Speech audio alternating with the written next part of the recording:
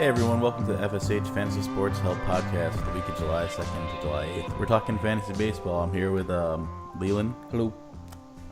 And Ryan on Skype. Hey, And I'm Pete here. What are you guys thinking? Trade deadline's coming up. How you guys doing for the week? There's a lot of speculation. It's just increasing by the week. But I just want to first mention some prospects that got called up. Nick Kingham for the Pirates, who really struggled in his return, but he was pitching pretty well in the minors. I don't know, Brian, you think he's worth an ad maybe in deeper leagues, but the Pirates, they're a weird team.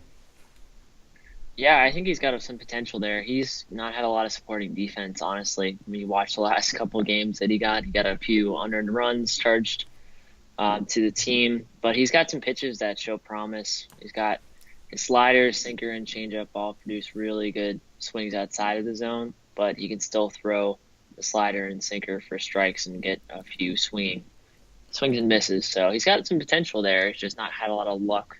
And do you think he can be like a strikeout per inning pitcher, or maybe just below?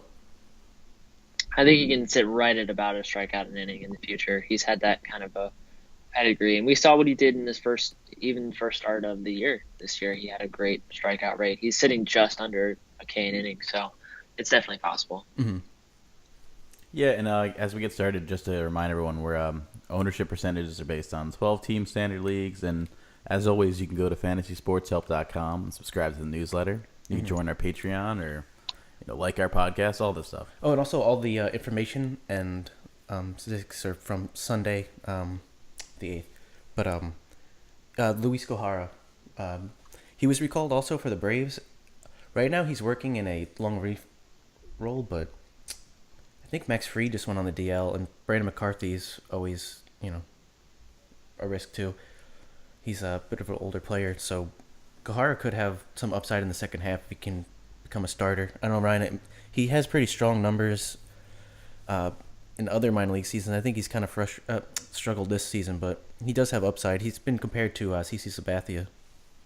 Yeah, maybe in his older or younger days, I should say, but he's kind of got that high K, high walk rate issue going on where he has a ton of strikeout potential. He just needs to get it under control. Mm-hmm. And, there's a lot of pitchers like Trevor Bauer's a good example of once they do limit the walks, their value goes up a lot because of, the team that they're on.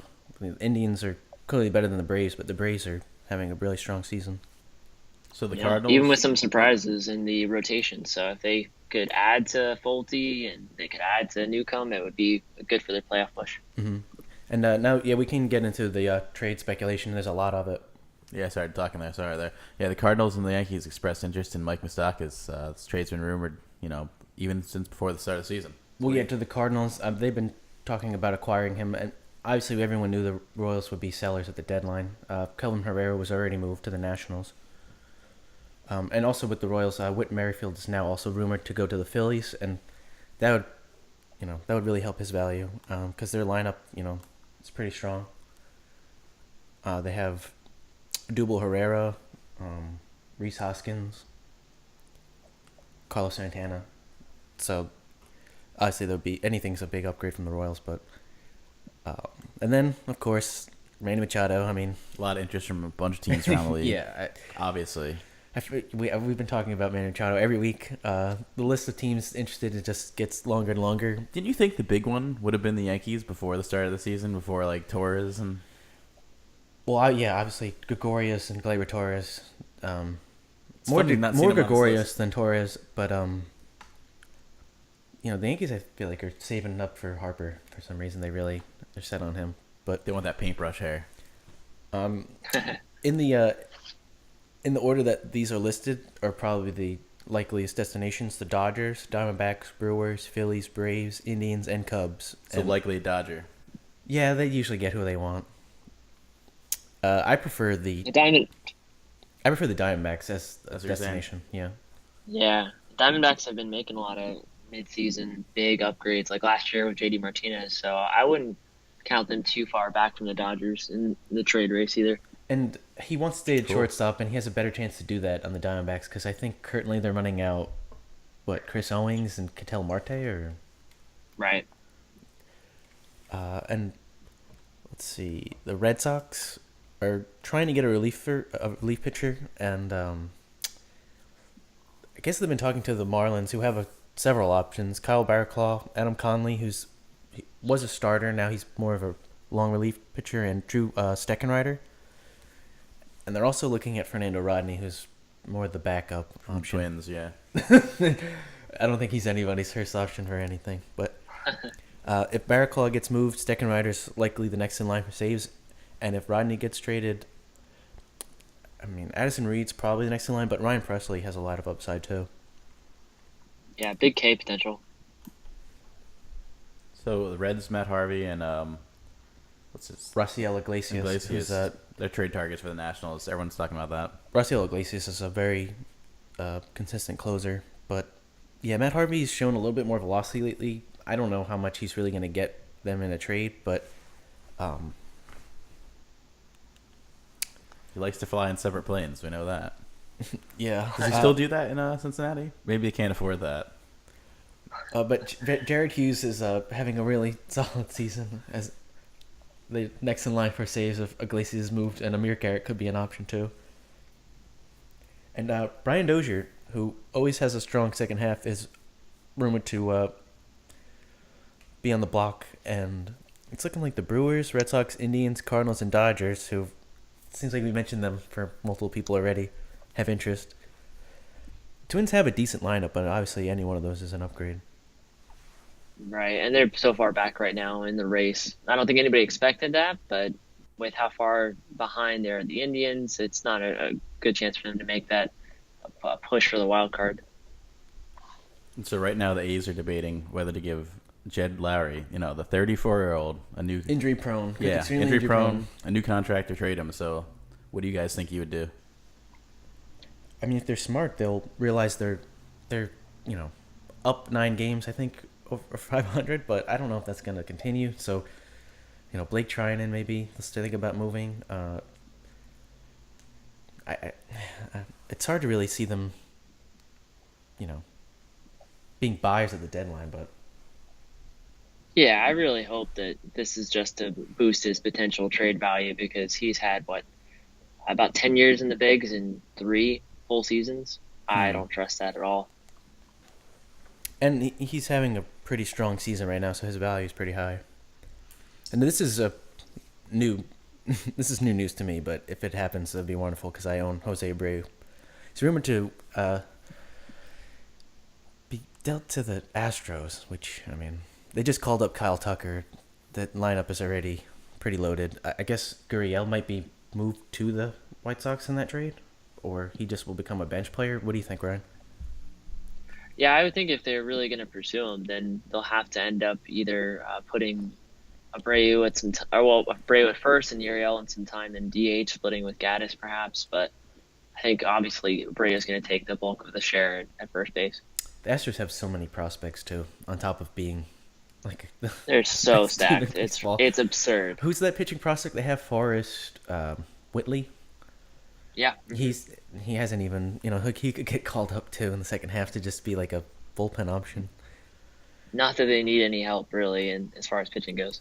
Well, speaking of not needing help, the Yankees are rumored to be looking at Zach Britton and Brad Hand as if they didn't need more relief pitching. But I think they're just jealous that the Rays are so successful with the opener, so they just want to go and all. yeah, they want their strategy. Sergio Romo to come in. Exactly. Not everybody can have that, The Rays are unique in that way, I have to say. They're rumored to have interest in Zach Britton and Brad Hand, and Zach Britton's been rumored to, be dealt for a couple of years now. I think last year the Dodgers had interest in him, but They know him really well, so that's true. Yeah, they face the Orioles all the time. If Zach Britton's moved, I guess They know what he Brad is, so- Brock would be like next in line for saves, but I don't know how many the Orioles are going to even produce. And if Brad had moved, Kirby Yates is having a really strong season. He's probably the next in line. And the Twins, they decided not to activate Byron Buxton. Oh, no, I mean, they activated him. They decided not to have him on the active roster. He was sent down to hang out with Miguel Sano and just 10-day deal. think about what they've done. They both been put in timeout. Oh, actually, no, Miguel Sano is still in single A. They're not together. So the Twins minor league teams in Rochester, New York. guess Weird. so. That's an odd Yeah, it must stretch. be. Yeah, but They want to condition him somewhere else cold, I guess. Yeah, Byron don't take Buxton him just away. cannot hit still, so I guess they're gonna wait for him to figure it out, which might be for a while. My- And also with the Twins, Jorge Polanco was activated from 80-game PED suspension, which I'm kind of surprised he was juicing because he never really hit for much anyway. So So they weren't working too well. No. I guess those PEDs got him from 10 to 15. I He had don't know. bad ones. They weren't good. Yeah. Gotta talk to A-Rod for the good ones. Yeah. Or his brother. Yeah, or whatever that trainer. That, Yeah. that unknown trainer that came out later. Yeah, A-Rod. Thanks for bringing him up. Eloy Jimenez. I kind of thought he was going to get called up before Tucker, but he's probably looking at another 2 weeks on the DL. He was having a pretty strong season, but the White Sox are not the best with prospect luck. And let's see, Shane Green. He's already been rumored to have been on the trading block, but it seems the Red Sox also have interest in him. The Indians and Astros. I could see the Indians getting him, but Joe Jimenez. Green's already on the DL, and Jimenez has been seeing saves currently, so he's probably next in line. And then the Tigers have some people other than Shane Green, Yeah, Nicholas Castellanos, and Michael Fulmer. yeah, and Fulmer is rumored to go to the Dodgers. That would be a huge boost to his value, and it looks like the Diamondbacks and Phillies have interest in Castellanos, which I guess that would put Jake Lamb into a platoon role, or maybe Castellanos could play in the outfield, I guess. Yeah, I think it's most likely you see him third base, just based on as long as the outfield stays healthy in Arizona. You just had Souza come back, and Pollock has trouble at times keeping his pace of play, his style of play from injuring him. So Is if Castellanos playing third for the Tigers, or is he in the outfield for them? Because I thought Candelario was at third. yeah, I think he has been playing in the outfield since, like you said, Candelario is playing some third base for him. But I think his primary position before this year was mostly third. So I think he struggled as a outfielder too defensively. yeah, it's not his natural position. Also, the Cardinals have some trade interest in Josh Donaldson, who's still in the DL and just having setback after setback. And the Athletics have some interest in Dylan Bundy, which is kind of weird. Like we said, I don't think they should really be buyers at the trade deadline, but they are. Yeah, they've had a good run. I guess if they do that, they're definitely believing they can make a push for it. Let's get into some injury news. You guys want to talk about that? It's not as bad as the last week, but still not great. A lot of the same names, obviously. The timetables haven't really changed, but Ronald Acuna, again, is dealing with some lower body injury.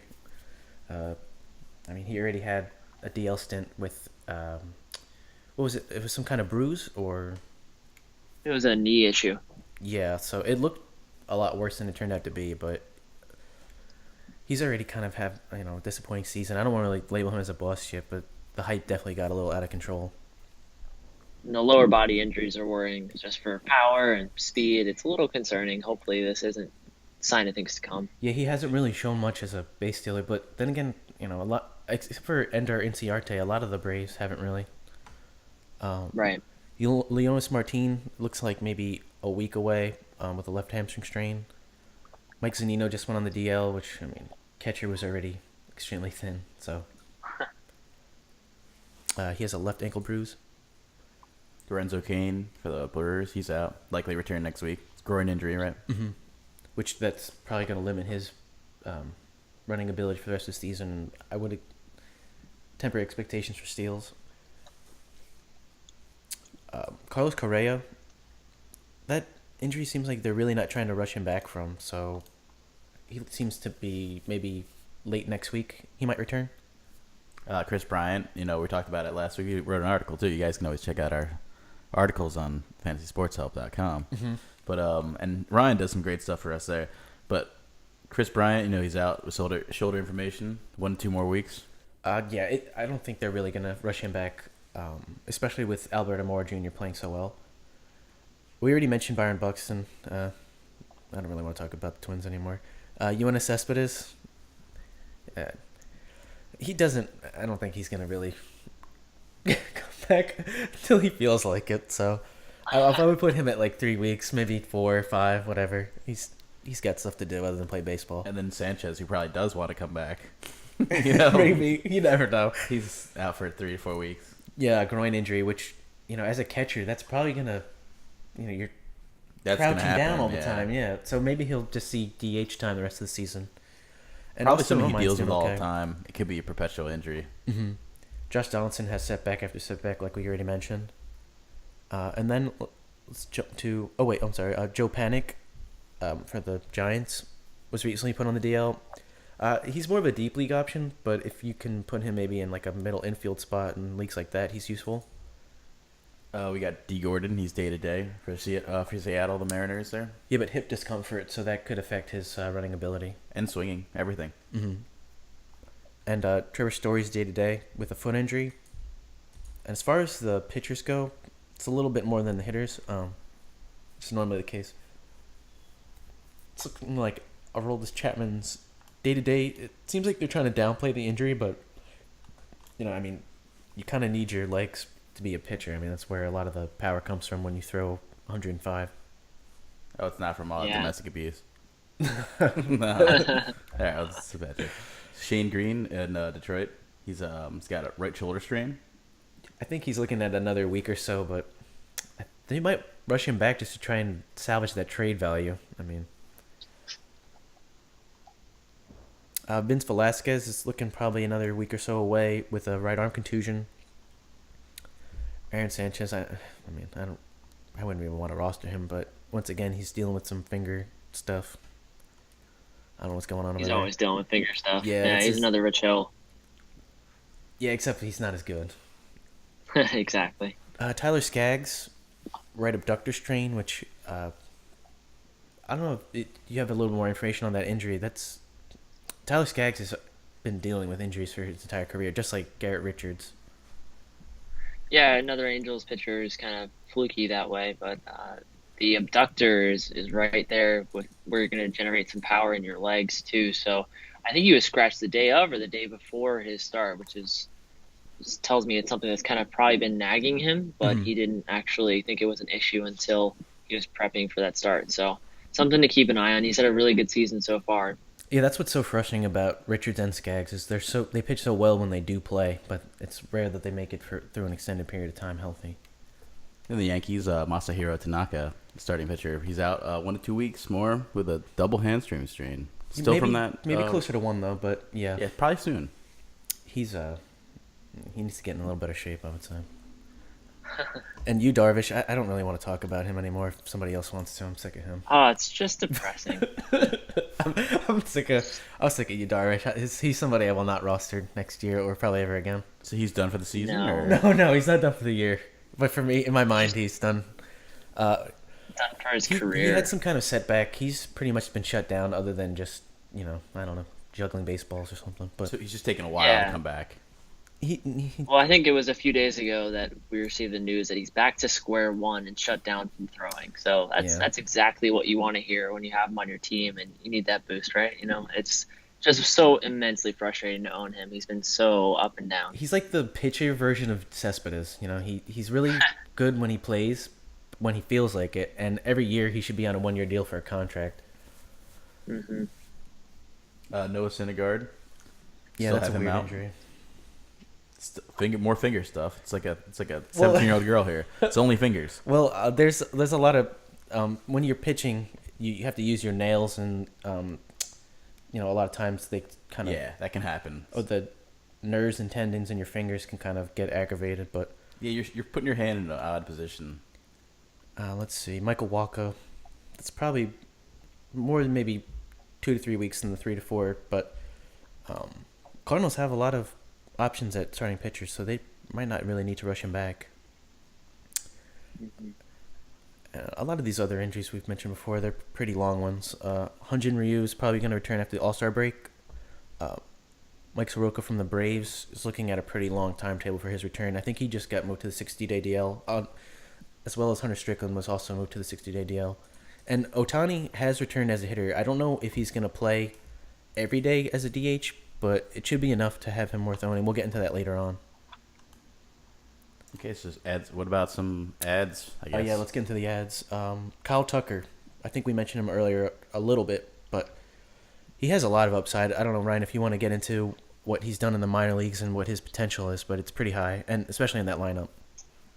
Yeah, absolutely. Anyone in the Astros lineup, of course, is someone you want to take a look at, and Well, except feel for free to, Greg Kemp or whatever his name is. yeah, just about almost everyone will say. And feel free to check out our information on Tucker at the site as well, All right, we do have an fantasysportshelp.com. But article on him. he has been putting up phenomenal numbers all season. Really, the best part about Tucker is that he's such a well-rounded prospect. You don't have to really look for any flaws in his offensive profile. He can hit for average, he can hit for power, and he can steal. Mm-hmm. So you've got someone in the context of an Astros lineup that was the best all last year, best that you can expect this year, who can put up 5 category contributions. That's pretty much what you need to know. He's an impact bat right away. And he was only called up yesterday. He's already approaching 50% ownership. Only 21 years old. And briefly, we'll just go through the rest of the ads, but you can, we'll have them in a lot more detail in the actual newsletter, you know. Oh, yeah. But we already mentioned Ohtani. He's probably, I think he has maybe 270, 280 upside with maybe 10 to 15 home runs rest of the season. And he has a decent chance to steal 5+ bases. If he could somehow move up in the order to be around Trout and Upton, that would definitely help his value. And Steven Souza, as a former Ray, I don't know if you want to talk about him, but he has not batting average upside, but definitely home run and a little bit of steal potential. Yeah, a little power speed combo there. He kind of showed that last year, the best as he really could. He can be an interesting player to watch, especially in the outfield. I don't know if you guys saw last year, but he made that dive for a ball that was about 20 or 30 feet away from him. Had no shot at it. So he's an interesting player to watch, but with the power speed threat in that Diamondbacks lineup, especially if they're going to be adding a big piece like we mentioned earlier, Castellanos, maybe even Machado, it could be good counting numbers and power and speed production as well. Yeah, just hopefully Castellanos does not affect his playing time. And Scott Hopefully. Kingery is finally starting to hit a little bit. He has another power speed combination, but the main thing with him is the position eligibility. You could roster him anywhere. He's eligible at second, third, shortstop, and outfield. They're putting him as a pitcher soon. They're just starting him. Speaking of pitchers, as far as starting pitchers go, Walker Buehler, even though he was sent down to the minors, he is now been put on the DL, so he's worth stashing. He was ridiculous before he was put on the DL. And then also for the Angels, We got Andrew. What is it? Heaney? Heaney. Another Angels pitcher who has a lot of upside when he's healthy, which is rare. But he has very strong numbers, and obviously the Angels are a pretty strong offense for run support and win potential. And Carlos Rodon, I don't really trust him for anything more than strikeouts, but if that's something you're looking for, he's definitely worth streaming in 12-team leagues and rostering in deep leagues. For the Padres, Joey Lucchesi. Ryan, I don't know if you want to just talk about him quickly. His numbers, they look a little bit better than they probably should be, so I would expect a little bit of regression, but he's been very strong in the minors before, so... Yeah, and some of the things are a little bit more intangible than it is with other pitchers. He's got this lefty deceptive delivery, so it kind of sneaks up on batters where you don't exactly have your timing right, which is obviously a big factor when you're hitting. But we'll be able to see if Lucchesi keeps up his success. He's got the good K rate, and he's limited his walks. He doesn't have a lot of run support, but he should be able to continue some success. And as far as the closers go, I mean, it's always a mess, but it's looking like Victor Arano is the next in line for saves in Philadelphia behind Sir Anthony Dominguez. It's hard to trust Gabe Kapler, but Arano's seen the last 2 save chances, and he has very strong numbers on the season. But like I mentioned, Gabe Kapler is pretty hard to trust. Jordan Hicks is worth the stash because Bud Norris has been dealing with a finger injury, and Hicks has a lot of upside. He has some of the highest velocity in the majors, and he's starting to develop his secondary pitches. And Lou Trevino from Oakland has really strong numbers. It's just if Blake Trine doesn't get moved, then it's going to be hard for him to really see save chances except on off days. But that pretty much covers all the ads for this week, and we'll be doing redraft content, which is coming out on Monday.